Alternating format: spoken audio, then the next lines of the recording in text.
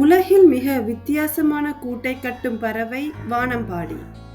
இது களிமண், புல், வைக்கோல், கம்பளி எல்லாம் சேர்த்து வாய்க்கொண்டு சிற்பம் போல கூடு கட்டும்.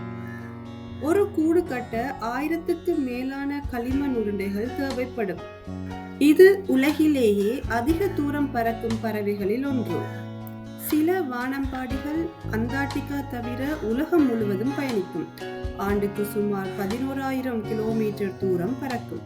ஒரு வானம்பாடி தினசரி 800க்கும் மேற்பட்ட பூச்சிகளை சாப்பிடும். இதனால் அதனை விவசாயிகளின் தோழனாக கருதப்படுகின்றது.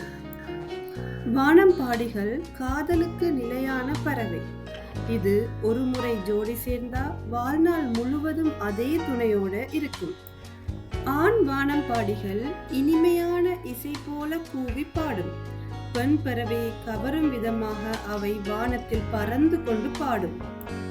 அதன் நீண்ட இருக்கிளை வால் அழகுக்காக மட்டுமில்லை, அது காற்றில் திரும்பி திரும்பி பூச்சிகளை பிடிக்க உதவுகிறது.